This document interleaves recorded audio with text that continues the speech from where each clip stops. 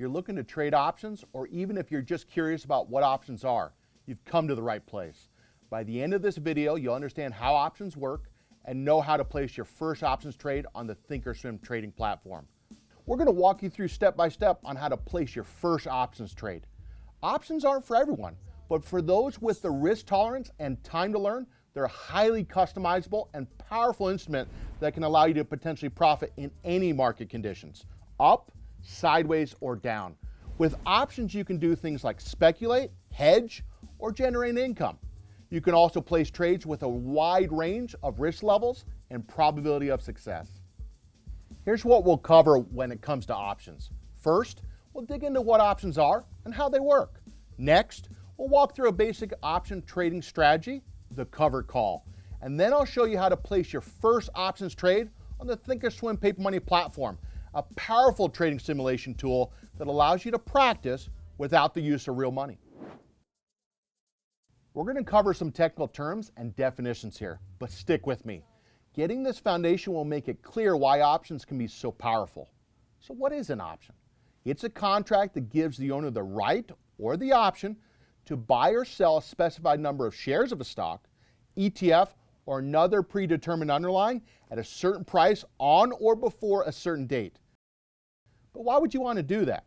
Basically, it can give you more ways to potentially profit from stocks whether you own them or not. An option is what's called a derivative. That means the option derives its value from what's called an underlying security, like a stock. There are two types of options, calls and puts.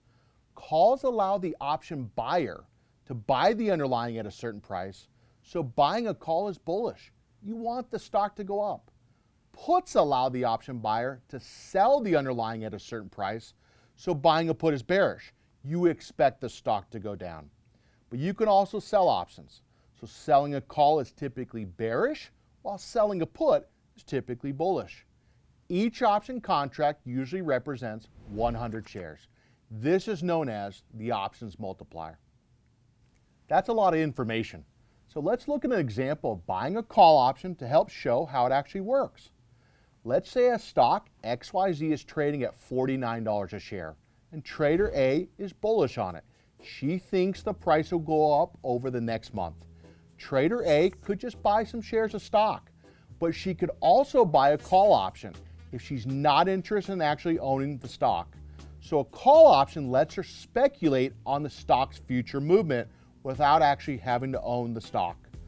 Trader A buys a call from Trader B, who doesn't think the stock will go up. Buying this call earns Trader A the right to buy the shares of the stock from Trader B, and an agreed upon price, called a strike price, by a certain date, called expiration. For this example, let's say the strike price is $50 and the expiration is 1 month from now. Trader A is hoping the stock will go above $50 in the next month, which would make the right to buy at $50 valuable.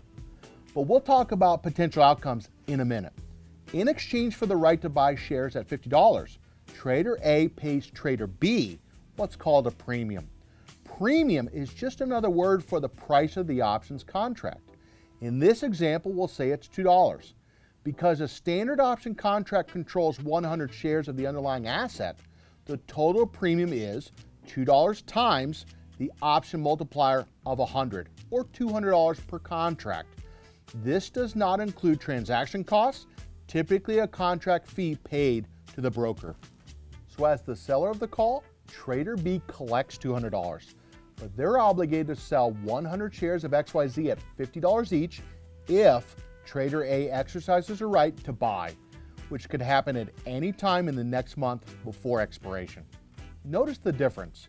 The buyer of the call has the right to buy the shares, and the seller of the call has the obligation to sell them. Trader A doesn't have to exercise her right. If she doesn't, Trader B won't have to sell. But if Trader A does exercise her right, Trader B must fulfill his end of the deal and sell the shares at $50 each. The option seller having to fulfill their obligation is called assignment. Looking at different ways this trade could go will help us see how this all fits together. Let's say the stock price jumps to $53. This would make the option be what's called in the money. That means Trader A could exercise her right to buy the stock at $50, a $3 discount per share. You can see why buying a call option is bullish. If the stock goes up, the call buyer has the ability to buy the stock for less than it's worth. Trader B, on the other hand, would have to sell the shares at a loss, though they would keep the $200 of premium.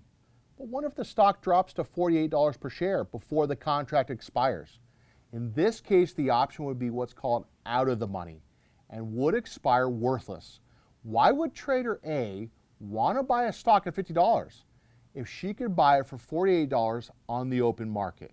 Trader A loses the premium she paid for the option. This is the desired outcome for Trader B, who sold the call. The seller hopes the contract will expire worthless so they can keep the full premium. In this case, $200. Now there's a crucial thing to note. The example we just looked at shows what would have happened if Trader A wanted to exercise her right to buy the stock and waited until expiration to do so. But many options traders don't actually intend to buy or sell the underlying. Options contracts fluctuate in value and can often be bought or sold before expiration for a profit or loss. So option buyers often buy the option hoping it will increase in value so they can sell to close the position for a profit before expiration.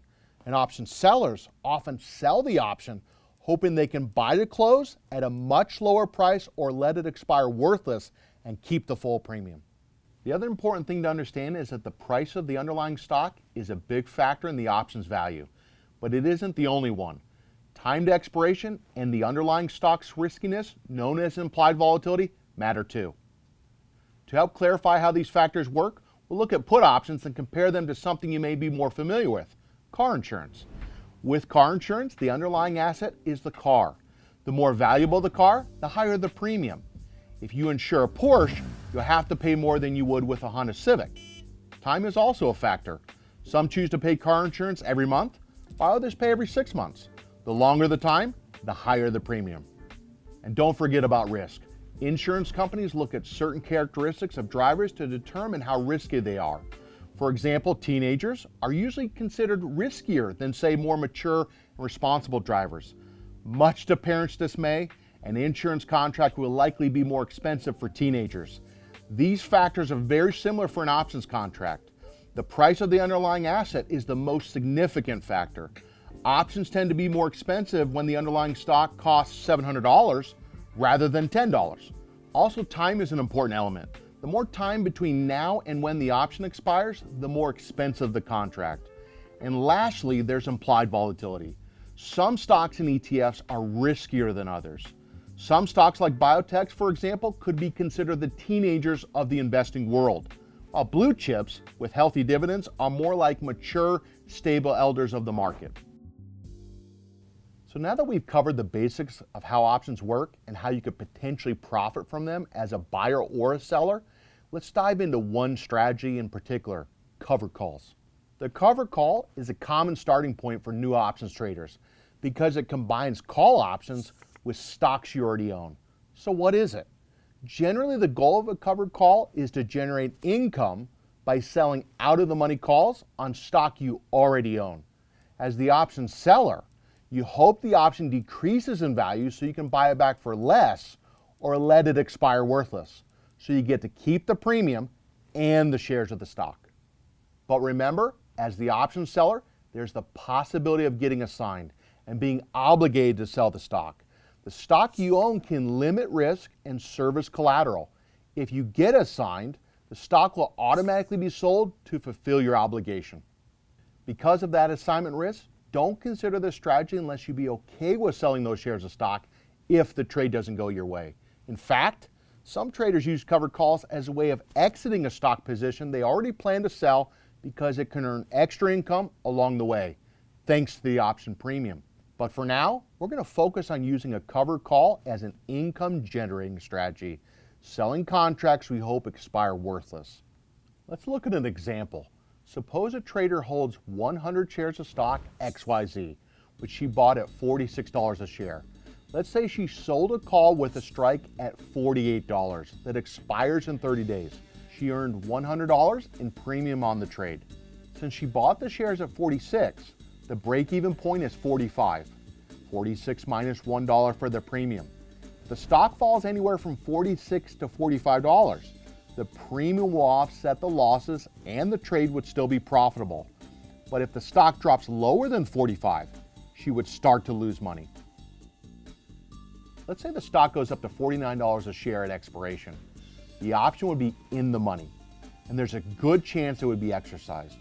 That means she would be forced to sell those 100 shares.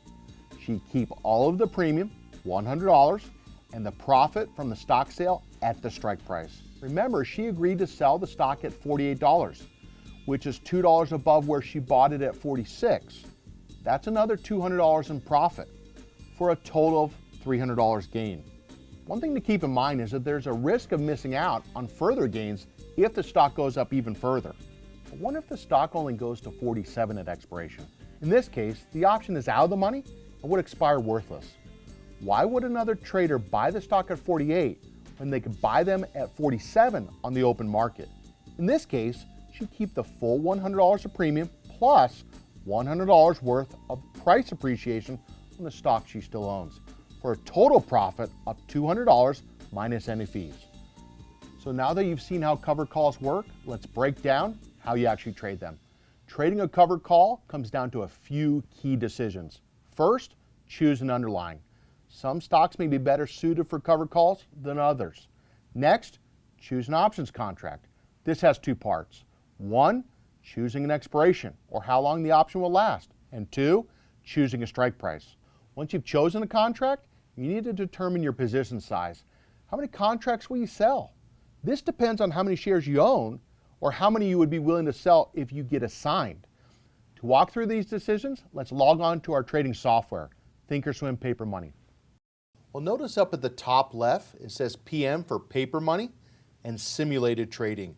This allows investors to practice a covered call or any type of strategy in a paper money account. It's not real trading, so it's nice to be allowed to really learn strategies where there's not the pressure of real money. In this example today, we're going to look at the Monitor tab, which is the first tab, and we're going to go down and we're going to look at what's called the position statement. The position statement just simply states the positions that are in this paper money account. And we can see down below we have Boeing, JP Morgan, PayPal, and also a company called Zoom, ticker ZM. For our first example, we're going to take a look at JP Morgan, ticker JPM. And you'll notice in this paper money account, there's 100 shares of stock. And what you'll notice is you can click on that little triangle right there, collapse or expand, and show what is the position. The position has 100 shares of stock. Now, if you remember, to do a covered call, the investor needs 100 shares. The trade price was $98.88, and the current price, known as the mark, is at $102.03. So you'll notice if you go over to the right, we're going to see in this column where it says profit loss open, this stock is up an unrealized gain of $314.70. So if the investor has 100 shares and the stock is above support in an upward trend, that investor can consider to do a covered call position. Second, the investor would want to go look at the charts tab where we can visually see what that trend looks like and if that stock is above support. So here we can go to the top left, we can type in JPM, and if we do that and press enter, we can see the chart of JP Morgan Chase. We see down at the bottom that this is really a chart looking in the last couple months since January. What we will notice is on the chart we do see support levels. Think of support like a floor, maybe right around about the $80 level, maybe about another level, let's say about $90 or so, and then maybe even recently, maybe right around about $95. It is a bullish strategy. So the investor needs to see proof that the stock is actually holding above a support and the stock has actually even recently been making some higher highs.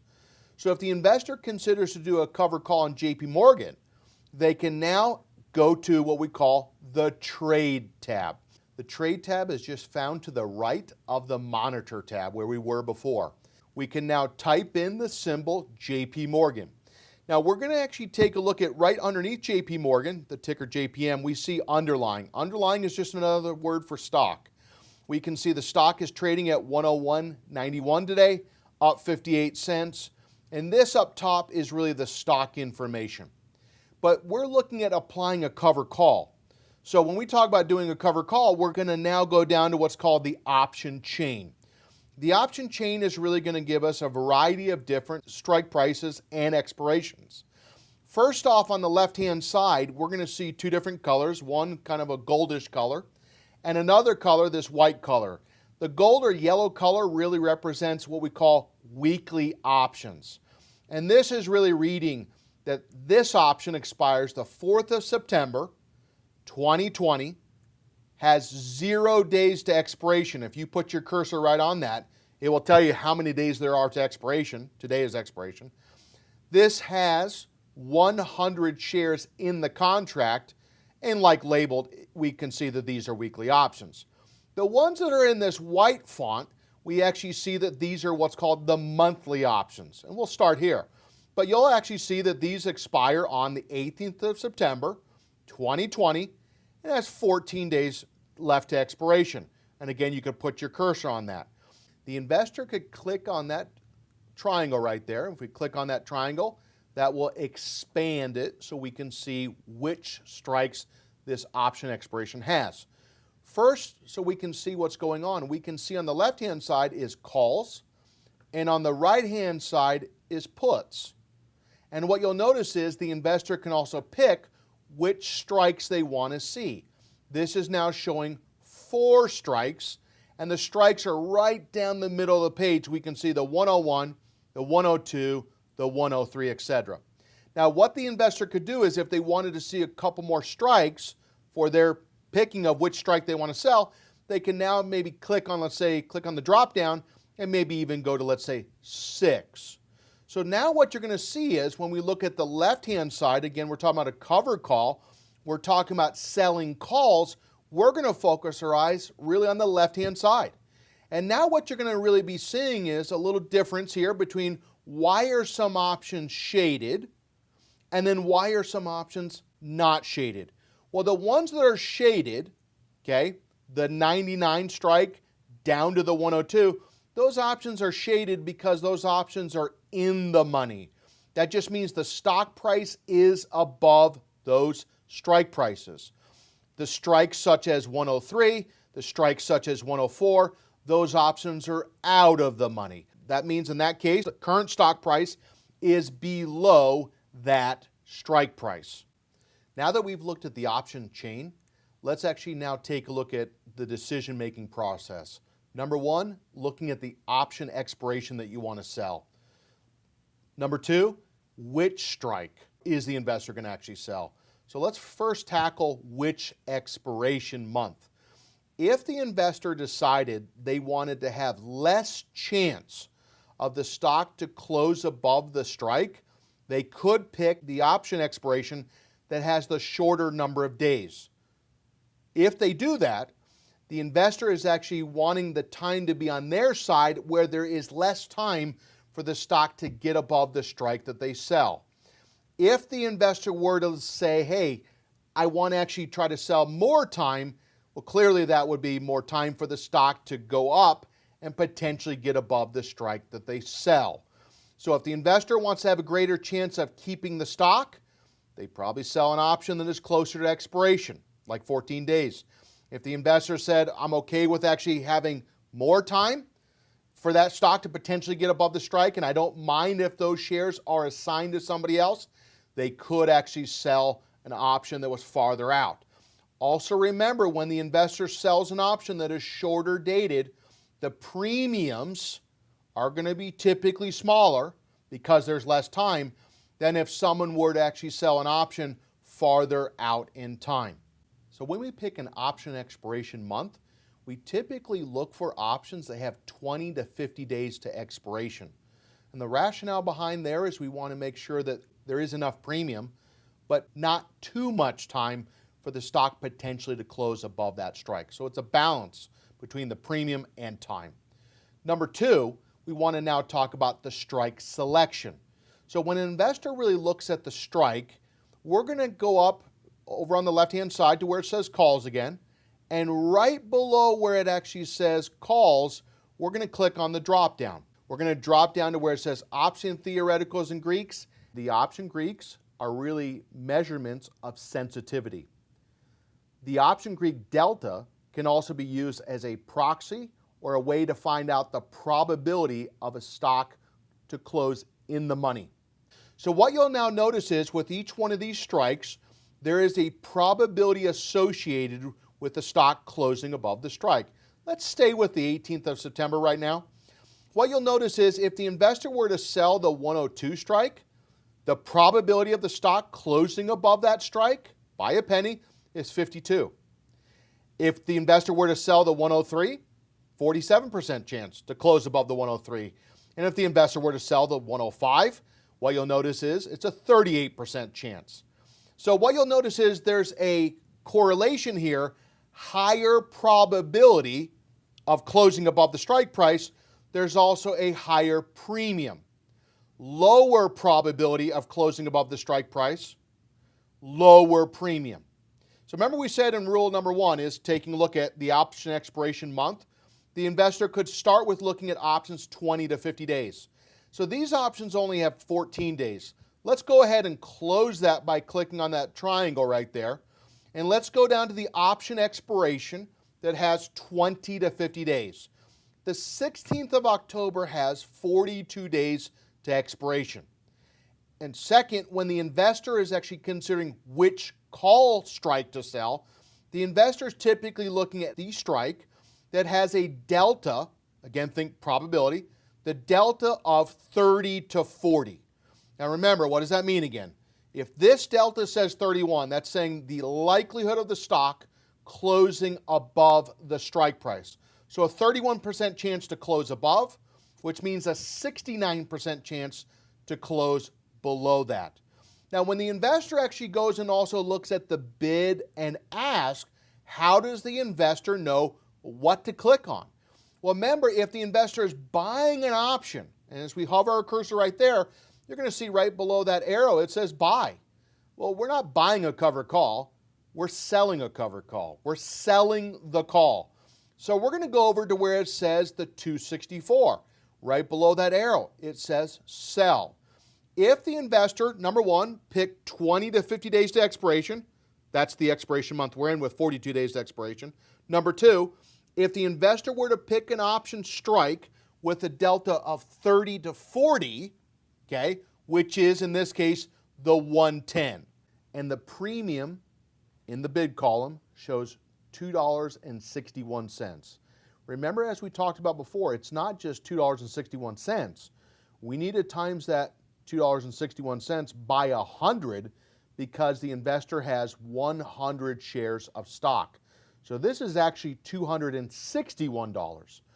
Now, if the investor wanted to sell the call, they click on the bid column on the strike price that they want to sell. If the investor were to click on that, you're going to notice that down below, a red horizontal line appears. That red horizontal line is in order to sell. It's in red. We know it's also to sell because it says -10. Now, this is not the number of shares. This is showing the number of contracts. And remember, if the investor had 100 shares of stock, they would not be selling 10 contracts. They would only be selling 1 contract. So we could simply just adjust this up or down, and we're just going to change this to where it says -1 because the paper money account has 100 shares. Now, if we read across, we're going to sell -1, JP Morgan. The option expiration is the 16th of October. The strike is 110. Now, remember what that really means.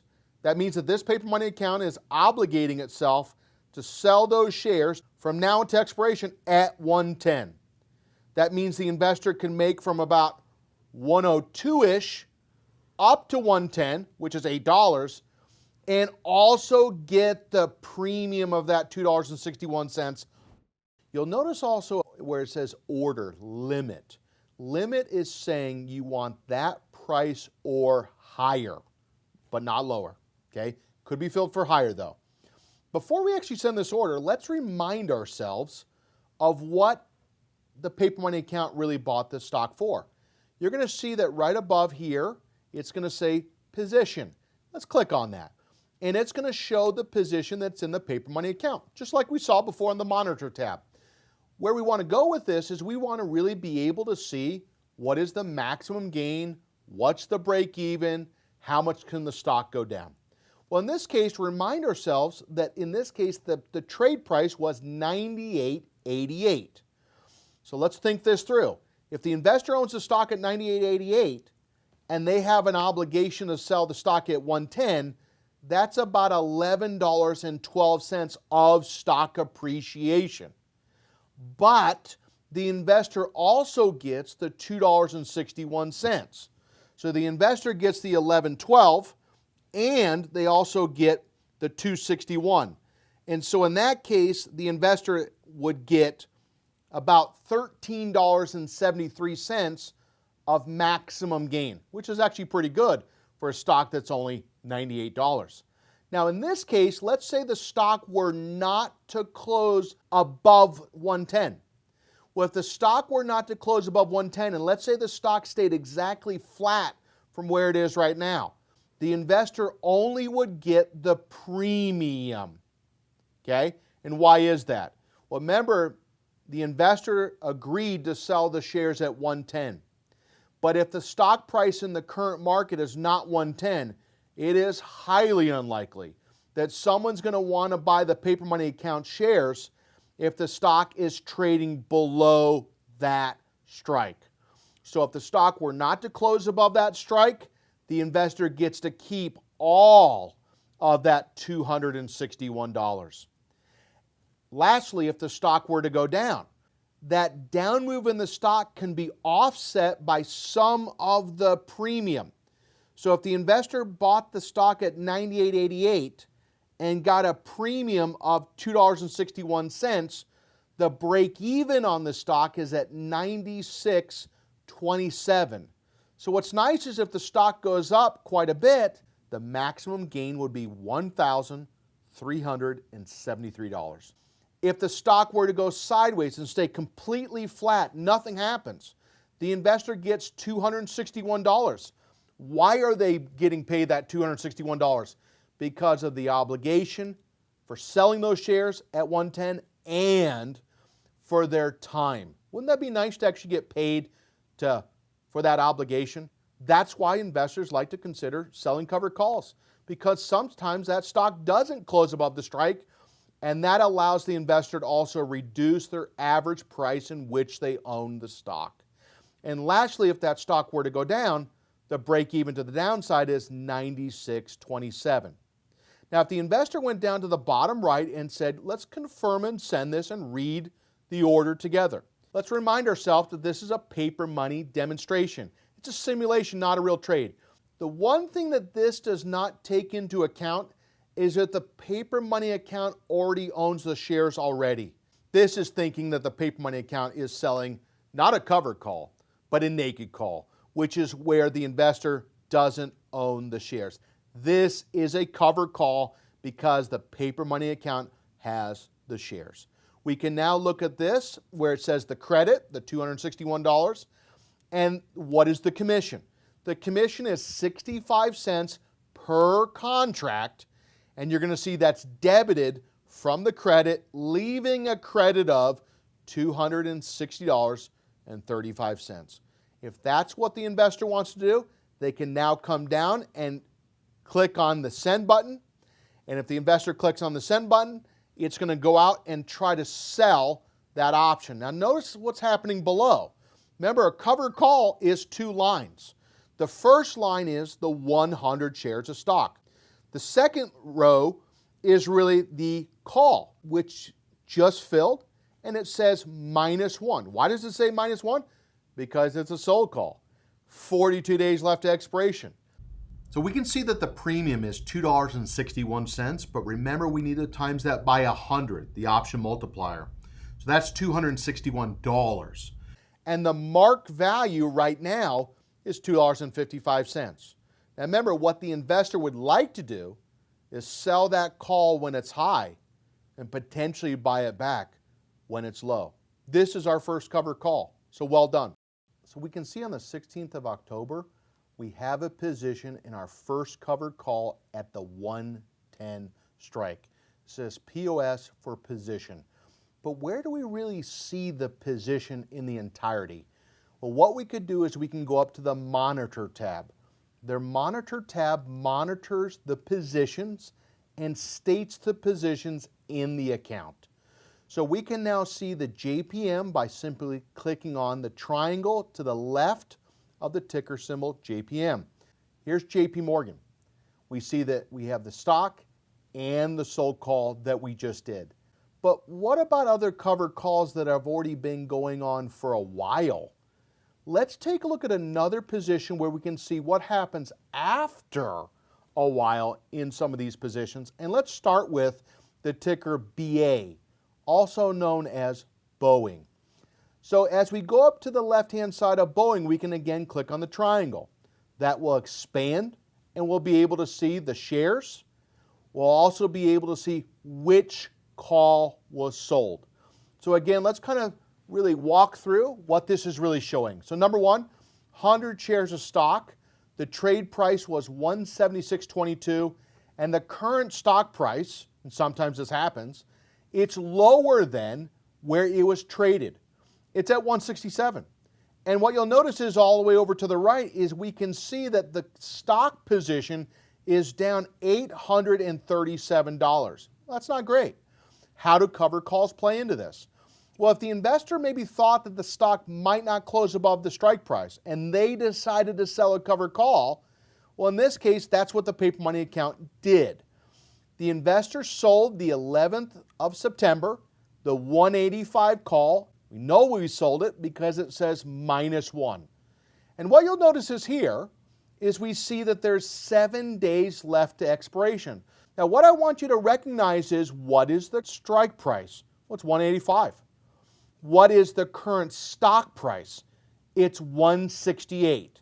Now, remember, when an investor does a covered call, any time from the time the investor sells the call until expiration, not just expiration, but any time up till expiration, someone can buy the shares of the stock even though it's prior to expiration.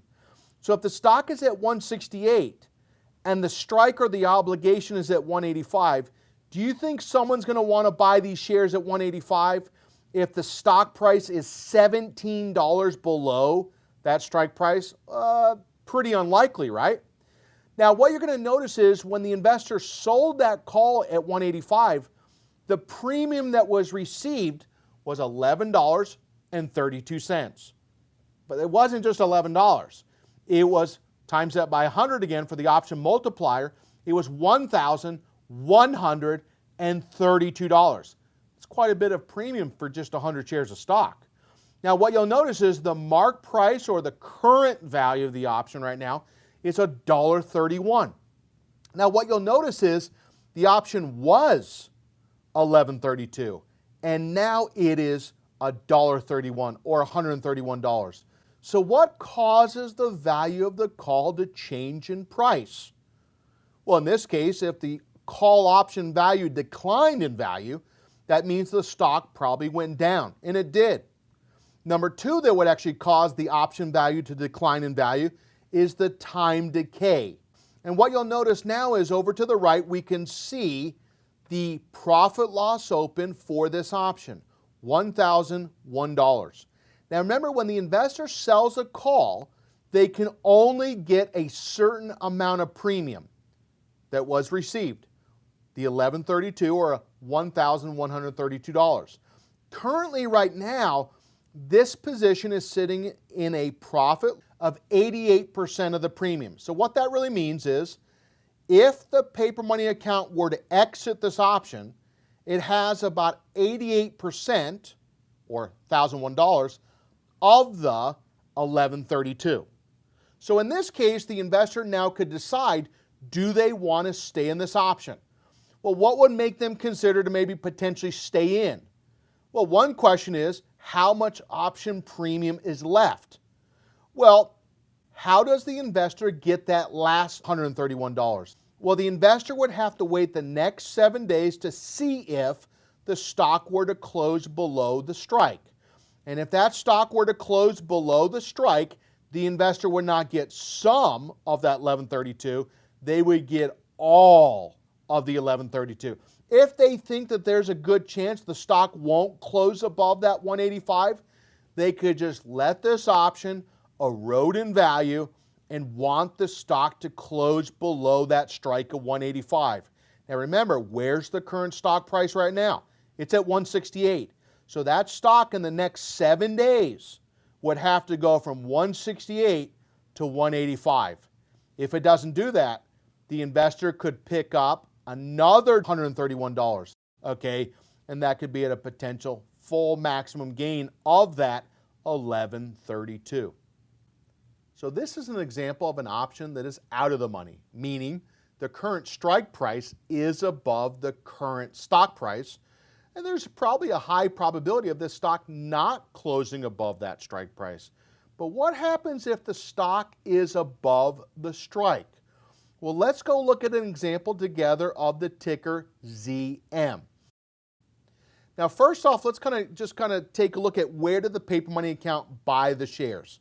Well, the paper money account bought the shares at $242.56, and the stock price is way higher than that. Now, you know that in the COVID-19 environment, a lot of people have been using Zoom technology, their conference calls. So the stock has had a big move to the upside. Now, what you're going to notice is that stock profit and loss is up $12,169. But what you'll notice is here, when we go take a look at, let's say, the call that was sold, the call that was sold was the $277.50 strike price.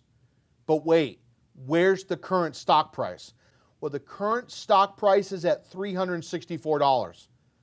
But what happens in this situation?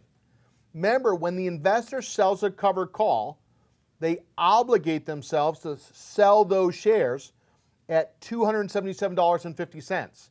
And with the stock so much higher than that strike price, we probably know there's a very high likelihood that this paper money account is going to be losing these shares of stock, okay? And let's kind of talk about that.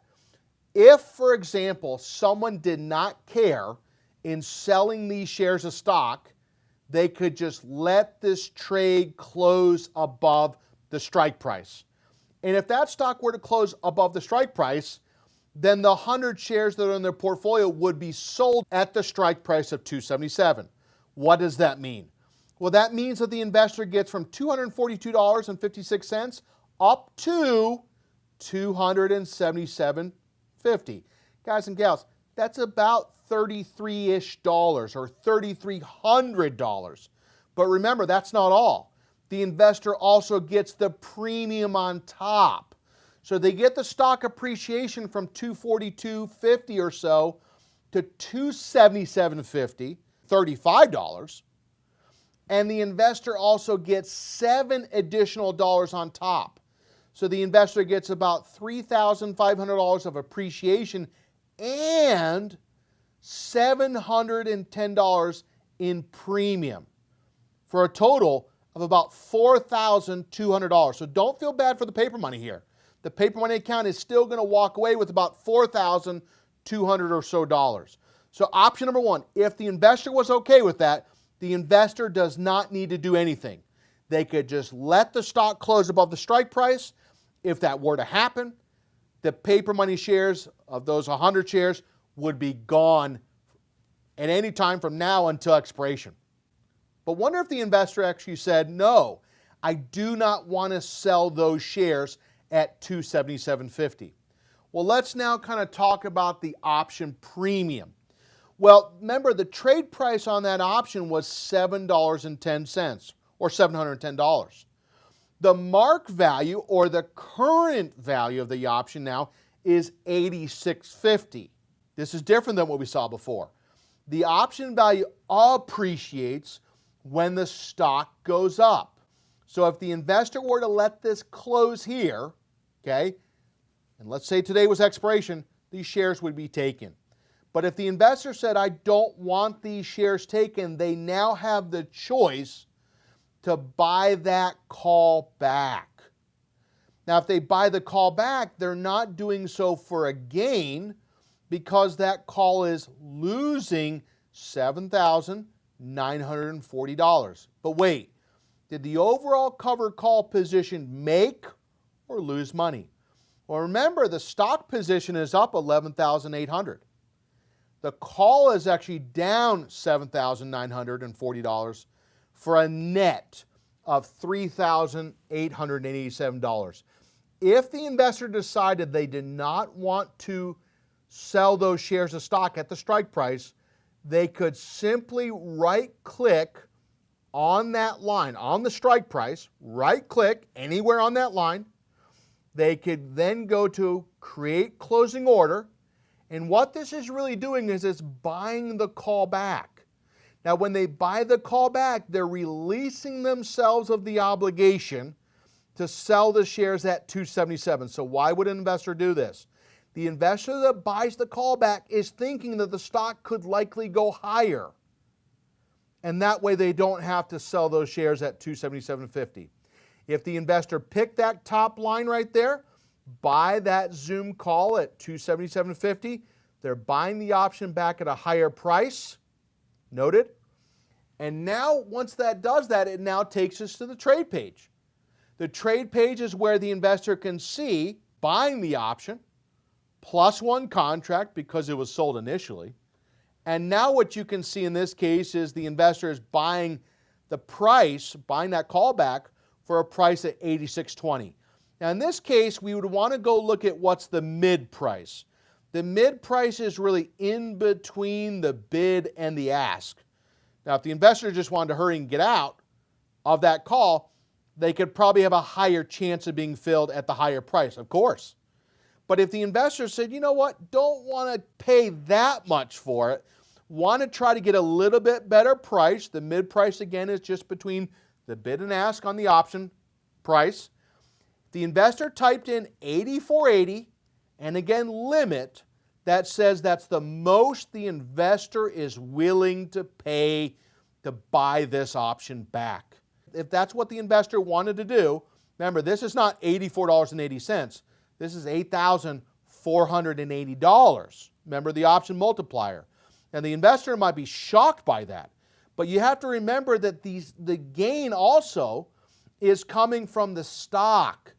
So the stock gain is paying for the loss in that option for a net of about $4,000.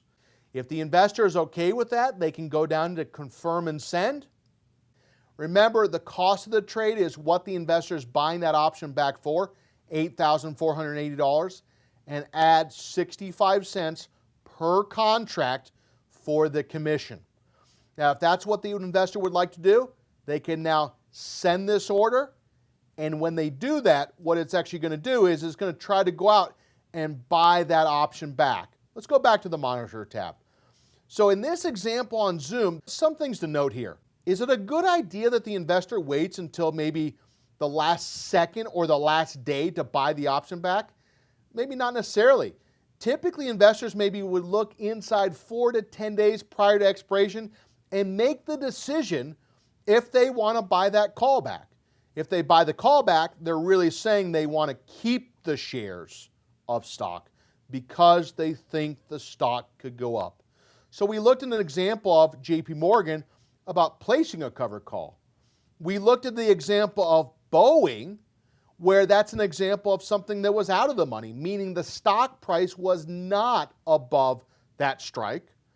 And lastly, we looked at an example of Zoom, where we said, hey, the stock has gone up a lot and is quite far above that strike price, and what could the investor consider? We said two options. If the investor is okay with maximum gain, the investor had to do nothing, just let the stock close above the strike. If the investor decided, no, I want to keep the shares, the investor does have the option, key word, prior to expiration, to buy that call back. If the call has appreciated in value, that tells you the stock has also gone up as well. Okay? So very important to remember those things, whether the option is out of the money or the option is in the money. And there you have it. Those are the basics you need to trade your first covered call. The next step is to download the Thinkorswim Paper Money platform to start practicing.